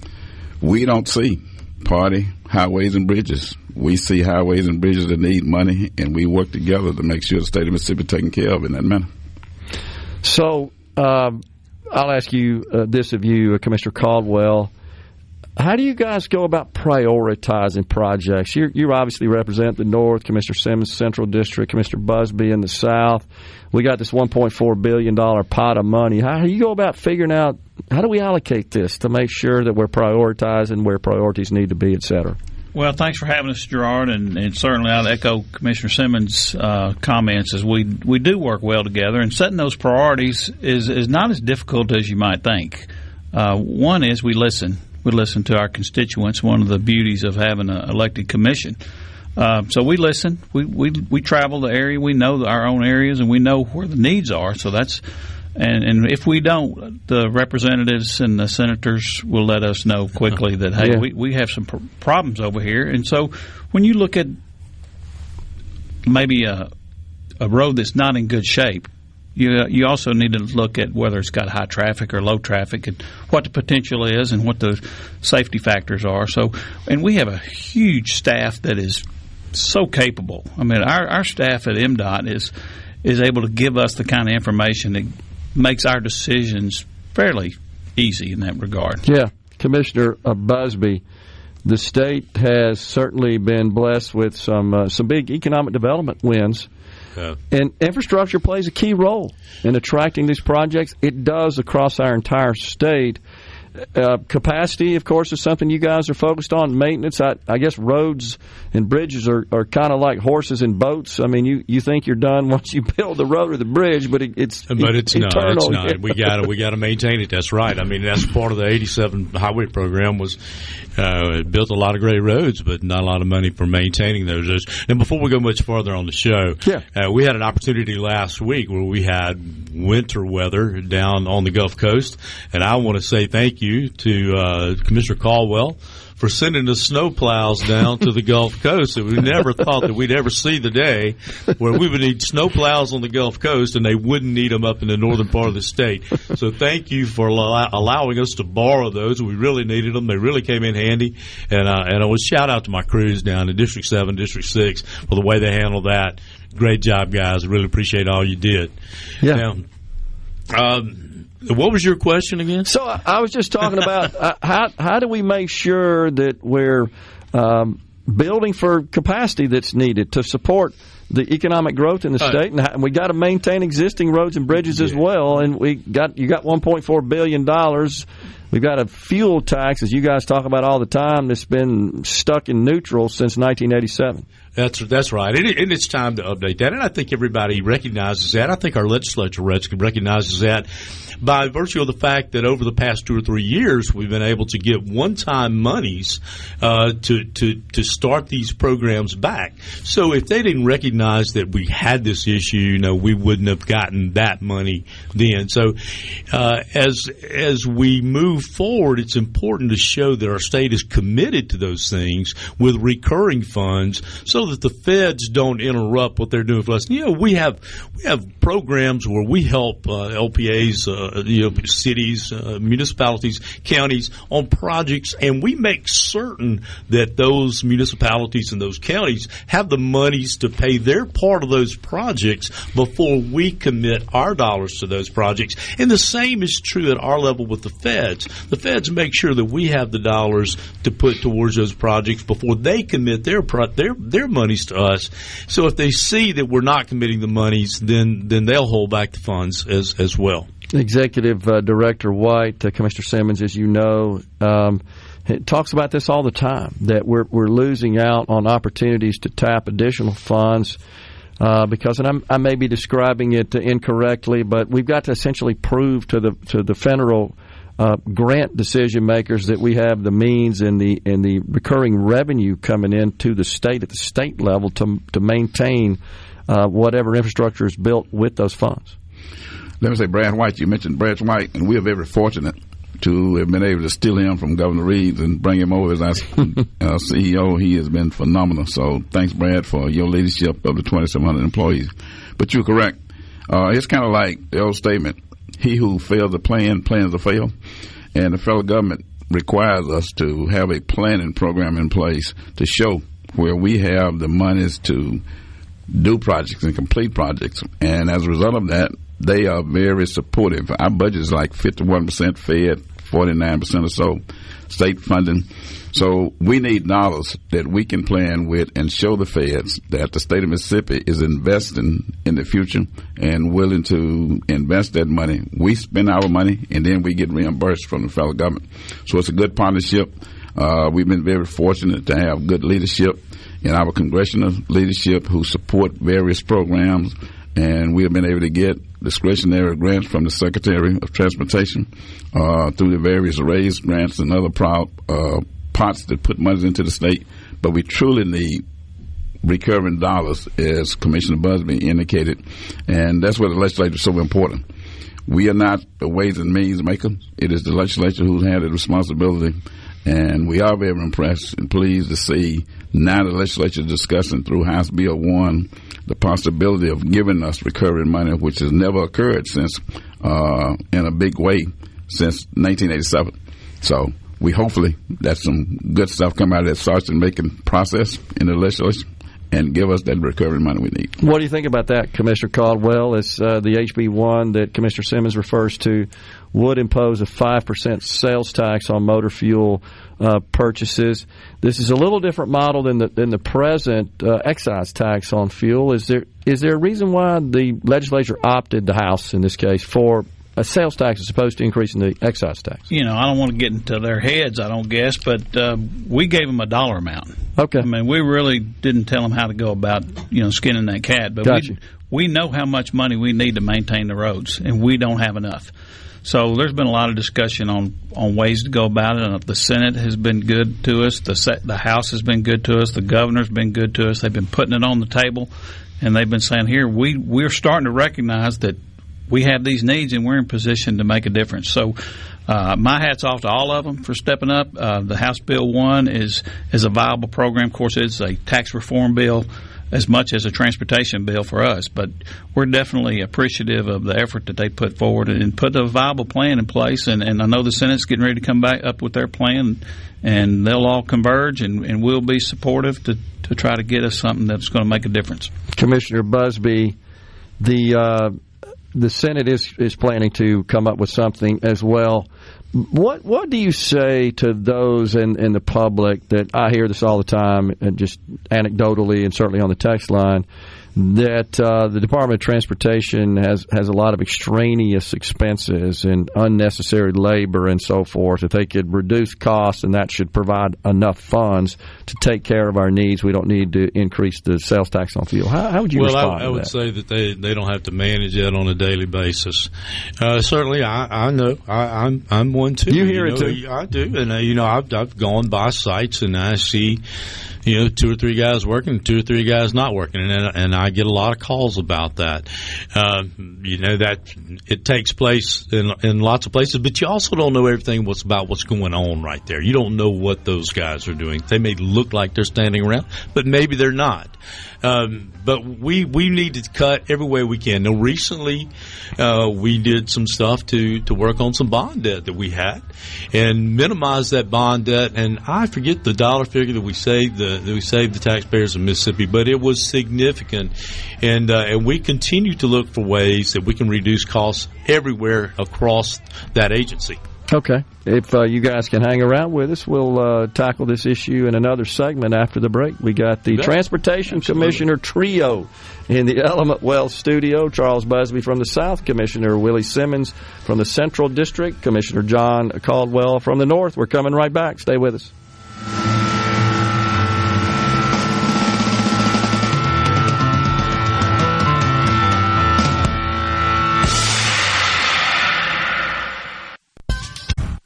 It's so awesome!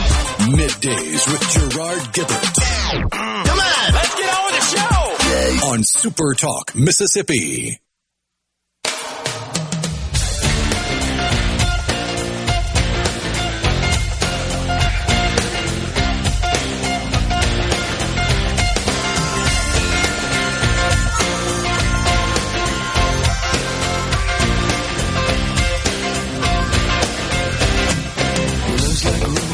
We're back with you in the Element Wealth studio. It's our pleasure to have the 3 transportation commissioners for the great state of Mississippi: John Caldwell in the North, Commissioner Willie Simmons, the Central District Commissioner, and then, of course, in the South District, it is Commissioner Charles Busby. So we were talking before we went to break, Commissioner Busby, about this rather sweeping tax reform bill, HB1. The Speaker of the House, Jason White, a huge proponent of this legislation, a champion, a sponsor of it, as well as House Ways and Means Committee Chairman Trey Lamar. The governor, of course, would like to see this done as well. This is really, I think, the first legislation we've seen on this scale, shall we say, that includes a component that would provide dedicated funding, additional dedicated funding to the Department of Transportation, that from a 5%. Significant. Estimated in the $350 to $400 million a year range. Right. But you've got to also remove the $80 million you're receiving from the Mississippi Lottery Corporation. True. Because we're changing that. So somewhere between $300 and $400 million estimated to be additional. Is that right? That's Net. right. Yeah. Okay. Yeah. So what do you think about that, just HB1 overall? Well, I like the bill. I think there are probably opportunities to improve it, and I think our friends in the Senate will do that. I hope they'll look at the bill with an open mind, and the really smart guys over there, including the Lieutenant Governor, super smart guy. I know that he can come up with some ideas to improve that bill. I hope they will do that. I hope they'll be open to it, put their mark on it, send it back to the House, and let's get this thing confirmed and send it to the governor's desk is what I hope happens. Commissioner Caldwell, you have any thoughts about this legislation? Well, I'm not endorsing legislation per se, and I don't want to go there just because of the precedent it sets, but not because it's a bad bill. Okay. And all bills are imperfect. And the sausage making that's been discussed is definitely interesting to me. It's not something I've been involved with, as other 2 commissioners have been directly involved with it. But I'll tell you what I do like. I like the people that we have working for us. And not so much the numbers and the policy crunching that a lot of people do and I don't do. But we have good people in the House working hard for their constituents and trying to make a difference in the state of Mississippi. We got good people in the Senate working hard for the people of Mississippi trying to make a difference. We got a good governor trying to make a difference. And when you put the good people together, I think the good policy will follow. And so I'm very encouraged with what the House has put forward, and very optimistic on what the Senate will follow with as well. Okay. Commissioner Simmons, this $300 to $400 million, it's sort of hard to predict because we don't know exactly how much fuel people are going to buy, and all we have is historical precedent to make these estimates. If this legislation fails and we're stuck where we are, you guys have relied pretty heavily on surpluses generated in the general fund the last 2 or 3 years, and that has allowed the legislature to essentially just transfer a big pot of money to the Department of Transportation to take care of our needs. It's a little risky to rely on those circumstances going forward. This legislation pretty much assures this additional funding. Where I'm going is, Commissioner Simmons, if this legislation doesn't happen and the legislature faces a situation where they don't have additional funds, excess funds to send to the Department of Transportation, what does that mean to Mississippians? Well, it's costly, very costly to Mississippi. When you don't have money then to plan and carry out projects, they're delayed, and the more longer you delay them, the more it costs you. We could be faced with a situation from the federal government. We rely heavily on the federal government giving us dollars. We saw in 2018 where we had to have a special session, and the federal government was basically saying to us, if you don't take care of those bridges, we're going to pull your dollars. We could see those kind of things happening in the future, and if we don't get additional money, we could be facing a crisis. It's very cost-saving because when we have money to repair bridges and roads, it's actually save you, the taxpayer, money because you aren't tearing up your vehicle through front-end realignments and replacing rims and tires. So in addition to the kind of saving that you see in House Bill 1 that the House is proposing, it's additional saving because of the wear and tear on your vehicle that you don't have if you have good highways. And that's what Commissioner Busby and Commissioner Caldwell, along with Brad and myself, can do in planning to take care of those bridges. Before the lottery, we didn't have any kind of maintenance dollars in the budget, so we saw our 2-lane highways in the state had not had any work done on them in 20 years. Very bad condition and very harsh on vehicles. So when I hear individuals say when they do these things and you're going to pay more if you put a tax on fuel, sale tax, yes, it's going to cost more money by you having to pay that tax, but it's actually saving you money because we are protecting your vehicle.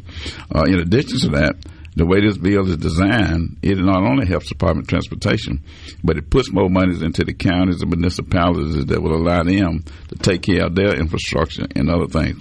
It's going to be a good measure, and I know that when you introduce a bill having served in the Senate for 26 years, it always changes a little bit. So the Senate is going to have its time to play with it and look at it. But in the end of the day, I'm hoping that they don't kick the can down the road, because if they do, they're kicking us into a crisis mode and going to put us in jeopardy of losing federal dollars if we don't get the recurring money we need. A couple of things to follow up that your statements, your comments reminded me of is this bill does include a 1.5% increase on sales tax rate on non-grocery items, including transactions that occur in the county that aren't in the municipality, and those additional funds would stay with the county. And even though a county or municipality could opt out of that, at the county level, I believe they would lose some state road funding as well. Well, in 2018, isn't that right? Along with the lottery, we put in place, and Representative Busby was there, at Chairman Busby at the time, we put it in place to use the virgin tax.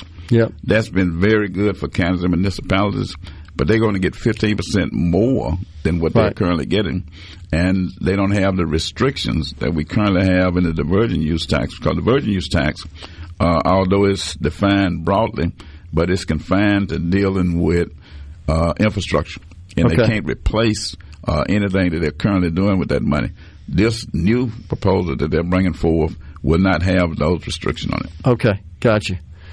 But I do believe, Gerard, that the 1.5 that would be in the counties, I believe, goes state aid. Yeah, I think that's right as well. And I thought there was some sort of catch in that. As the bill passed the House, I believe it goes to state aid. Yeah, okay. Well, and so something else you could do for us, perhaps Commissioner Caldwell, is just, this is confusing to a lot of people. What is the Department of Transportation responsible for in terms of the roads and bridges we all travel on every day?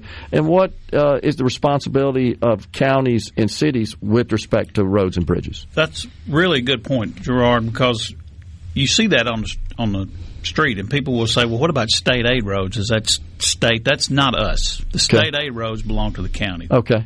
MDOT is responsible for every state highway and every federal highway. Okay. So if it's a state route, U.S. route, federal interstate highway, that's ours. Okay. And that's ours for any construction addition we need to it, any bypasses that may go around some town, or basic maintenance. And when we talk about basic maintenance, we talk about how short we are on money. We're so short on money, we become short on people. I mean, we've bragged a little bit about the people we have. We've got some good people, and we've got a lot of them. But we had one county, Monroe County in particular, went from April to August one year with 0 employees. 0. I have probably 33% of what I need in several counties. And when you get a couple of counties side by side and one's got 2 people and another one's got 2 people, you don't even have enough to borrow to do flagging, to do basic maintenance of fixing a pothole safely. And so we've got some real challenges, and part of it, it's all about money. And so that's why when we talk about helping us, we're going asking for money, but there's a reason for it, because we know how short we are and we know what it takes to get our roads in better shape. Yeah. And those 18-wheelers carrying our cargo, they don't unload when they get off state highway. They don't unload their cargo. They continue to travel on county roads and municipal cities, streets. So we need good infrastructure, holistic, from one end of the state to the next.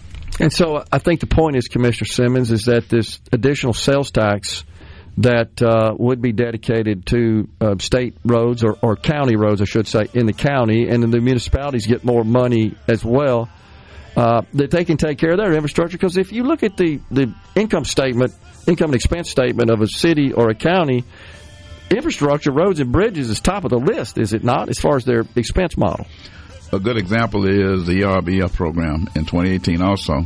In addition to the divergent use tax and the lottery, we put in the ERBF $250 million bond bill. And that year when we received applications from the cities and municipalities, it wasn't $250 million they needed, over $1.some billion. So money is needed at every level. Gotcha. Commissioners, really appreciate you guys joining us today. Insightful conversation. Thanks for what you do for the state of Mississippi. Thanks for having us on. Thank you, Gerard. Thank We're coming right back. You bet. We're coming right back in the Element Wealth studio.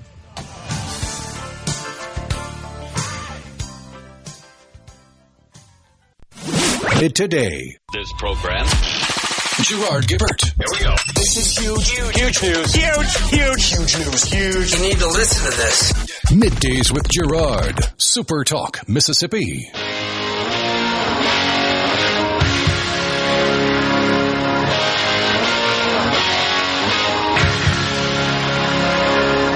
never meant to be so bad to you. One thing I said that I would never do. A look from you and I would fall from grace, and that would wipe the smile right from my face. Do you remember when we used to dance, and incidents arose from circumstance? One thing led to another, we were young, and we would scream together songs unsung. It was the heat. Welcome back, everyone. That's Asia. Heat of the moment. Big hit from the classic rock band. A lot of buzz today up in Washington about school choice. President Donald Trump, he promised it. He promised universal school choice. And a lot of voters, millions in this country, support the initiative. I think the way he'll deliver on that, perhaps, is through some tax credits. That would be one idea at the federal level. Of course, the problem in the state of Mississippi is that school choice initiatives, legislation to implement school choice, has been met with, shall we say, resistance. Both sides of the Capitol have had some problems with that. I think it's a little bit more pronounced in the Senate. Lieutenant Governor Delbert Hosemann, no fan of school choice, is he? I don't think that's any secret. There are some rumblings, I guess you could call them, about allowing public school to public school, so-called open enrollment in the state from a low-performing school. I've heard DNF districts, DNF schools, F districts, F schools, and last I checked, Rhino, we only got, 3? Maybe it's 5 now. Of the total 140 districts, it's either 3 or 5. I can't remember the exact number. It's an extremely low number of districts that are in the F or D grade. Now, I personally believe we've got some grade inflation going on at the school and district level. I'm not sure those grades are an accurate reflection of the capabilities of the students in those schools or in those districts, their proficiency levels across the major subject areas. I'm not sure those grades are accurate or valid in that respect. So it's a bit difficult to implement policies such as open enrollment or any sort of school choice initiatives based on the grade in a school or a district. I think we need some analysis and review of that process, investigation, to ensure that the methodology used is accurate and, again, a true reflection of the quality of education being delivered by said school or district. So we've got people on the C Spire text line. I'm not surprised at this reaction about our discussion with the 3 transportation commissioners. I was just remarking to Rhino on the break. I hope you guys enjoyed that. I think it's good to get sometimes for some of these issues we tackle multiple parties responsible. In this case, for the issue or related to the issue. In this case, the 3 transportation commissioners. They're the ones that honestly, they're the ones that allocate your money that goes to roads and bridges. You pay that at the pump in the form of an 18.4. There's another little component on it, 18.79 cents, something like that. It's 18.4. It's 18 flat, and then 0.4 is extra for environmental. Okay, gotcha. So 18.4, that's what you pay per gallon. That's an excise tax. It is, of course, calculated at the quantity level as opposed to the purchase price level, as is the case with a sales tax, a percentage of the purchase price. And so those monies, along with federal monies and some fees and so forth, the Department of Transportation provides their $1.4 billion of revenue. It's what they use for state and federal highway and bridge construction and maintenance projects. They refer to them as capacity projects. That would be new construction, new roads, new bridges, and maintenance. That would be, as the name implies, maintaining existing roads and bridges. But it's good to get all 3 of those in the studio on the C Spire text line. When you got 6 watching and 1 working, you can't say you have a shortage. What a joke. I did want to pass on that Commissioner Caldwell informed after the interview. He misspoke, which is fine. He said it was Monroe County that didn't have a DOT worker. It turns out it was Clay County. It's a bit irrelevant other than, of course, to the folks that live in Clay or Monroe County. I think the main point he was trying to make is that, in his view, we need more people to build and maintain the roads and bridges. And I asked a question about it. It appears that a lot of people at least feel the way that this person on our text line does, that we have a lot of excess labor and people standing around not doing anything. And I think, was it Commissioner Busby, Rhino, that said, I would invite them to come out to a site where we're doing either construction or maintenance and see what's going on. It may be an assumption about, they're sitting around doing nothing. It could be just the way the sequence I don't know anything about building roads, I can tell you that, or maintaining them. I'm not an expert on that, but it could be that, they travel together in a vehicle and some of them do some task and then another group does another task. I don't really know, but I kind of stands to reason.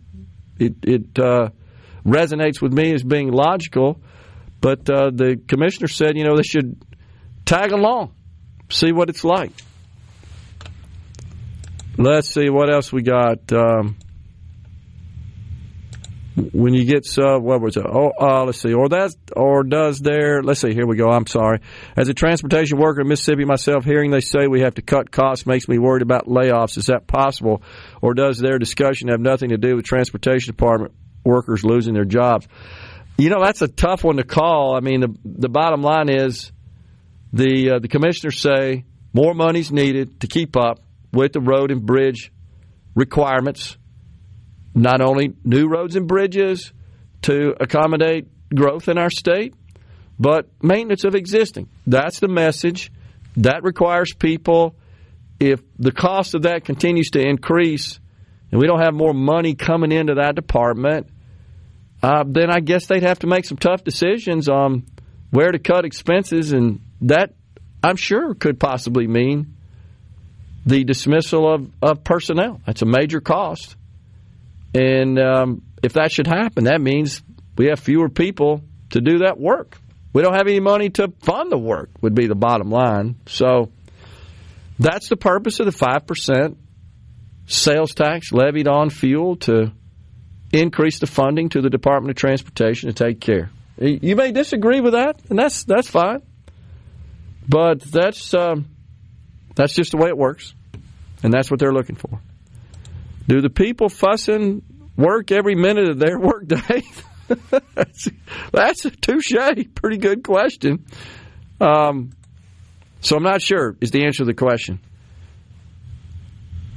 I wasn't sure how Caroline Levitt, I think, would be as the White House press secretary because she's so young, but so far she's killing it. Yeah, I would agree. She's like 29 or something. She is awesome.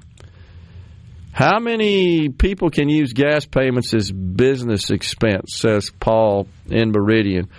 Well, I think you fit into that category you've passed on in the past, Paul. So you're able to deduct that, of course, from your income to compute your income taxes, federal and state. But, of course, because that's an expense, and you would incorporate that in your business before you calculate your pass-through income, which would be net of that if that's the way you do it. Assuming you do. But if we eliminate the income tax in the state of Mississippi, just keep in mind, writing off expenses is irrelevant. There's nothing to write it off against because you don't have any taxable income anymore. So I know we've had some questions about that. Gee, I take advantage of the college savings program, the card tag credit, et cetera. Just keep in mind, once the income tax goes away, and even the lower the income tax in the state is, the less valuable are those write-offs, to the point where it has no value because there's no income. Nope, nothing to write off. No income tax.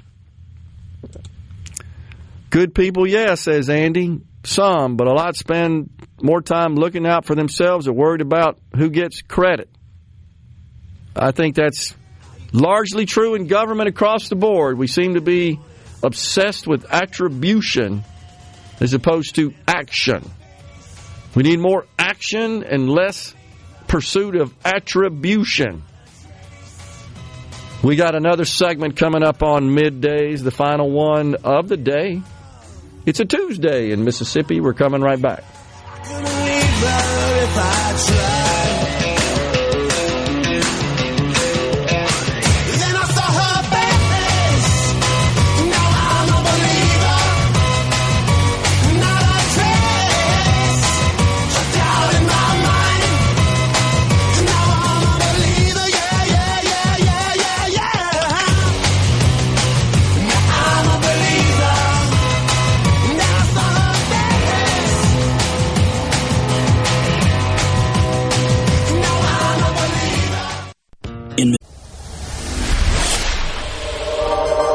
Gerard Gibert. Going beyond the headlines, breaking down the stories that matter to Mississippi. Middays with Gerard on SuperTalk Mississippi.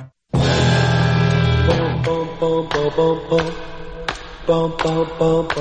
I feel free. Bum bum bum bum bum bum. I feel free. Bum bum bum bum bum. I feel free. Bum bum bum bum bum. I feel free. Bum bum bum bum bum. I feel free.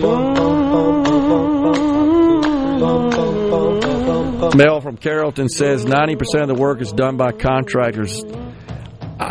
Okay. Do you have some evidence of that? Could you show the amount of spending on contractors versus the amount of spending internally on internal staff, and then also associate that with the actual work produced? I'm not saying you're wrong. I don't know, but it sounds a bit out of line, and I would just ask for something to prove that. If you've got some evidence of that, we can go look up the financial statements and review that and see. But if that's still money, we're still spending money. You have to pay road builders to do road work.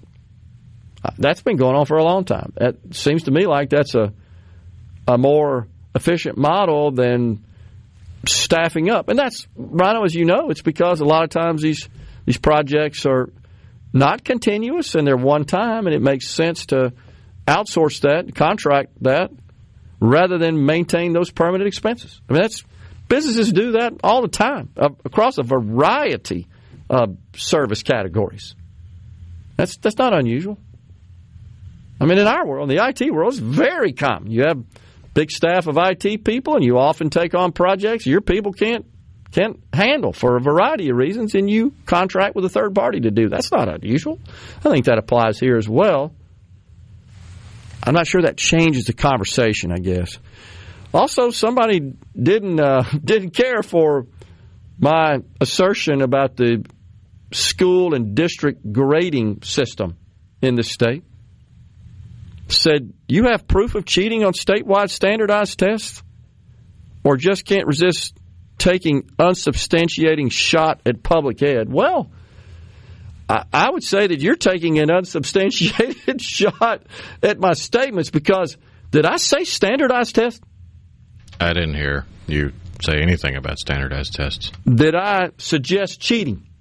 I didn't hear anything about cheating. Well, I'm asking the audience as well. Did you guys hear me say anything about cheating?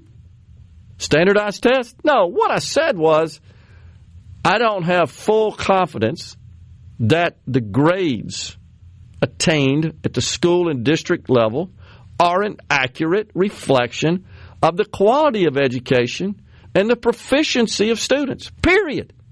That's it. And Rhino, am I alone in this viewpoint? No. Right. I think that's what the majority of people believe. And grade inflation's been a problem since I was in high school. No doubt about it. And it could apply in whatever's happening on these tests. I don't know how they measure it. I just don't accept that the grades as published by the Department of Education accurately reflect the actual student outcomes. Student proficiency. That's what I think we're supposed to be measuring, right? I do think we've made gains there. The governor has touted that as well, I think rightfully so. But does it not feel a little bit like, since we have restrictions on where charter schools could locate, or this discussion about open enrollment and so forth and other school choice provisions, that we're going to make sure that we don't fall to the level of D or F where this might apply? It does feel like that. I don't have any evidence of that, but it calls into question when, wasn't too long ago, you looked at those grades and they're significantly different than what we're seeing today. We now have, you just looked it up for us on the break, 3 that rate D or F, 2F, 1D. Is that correct? Correct. Okay. And that just doesn't feel right to me. This person's got the red rear coming out their ears. Yes, grade inflation. I graduated with a 3.559 GPA from high school. I was not in the top 100 students that graduated. But no, there's no grade inflation.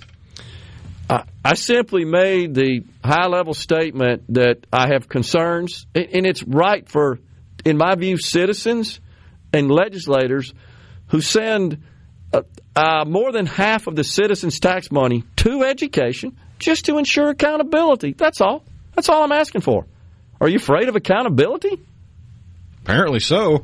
Well, in the private if they sector, heard standardized test and cheating when we were talking about something as broad as district grading, I would never accuse anybody of cheating. That's ridiculous, and that's what you want to hear, because people, want to paint you as this bad person that's attacking you and all that stuff. I'm not doing that at all. I'm simply questioning the methodology and the validity of the scoring, period. End of story. Now, if somebody wants to come in and have a conversation with me about that, maybe we need to seek somebody that can substantiate that methodology and make me feel better about that. No, I haven't done a poll. Asked if I've done a poll. Majority of people believe this. Well, I guess it's a bunch of people I haven't talked to, because the majority of people I talk to say, no, we don't believe those grades are accurate. And if you go down to the legislature, I think you'll find the same opinion. But we're out of here today. We thank you so much for joining us. We'll be back again with you tomorrow. Until then, stay safe and God bless everyone.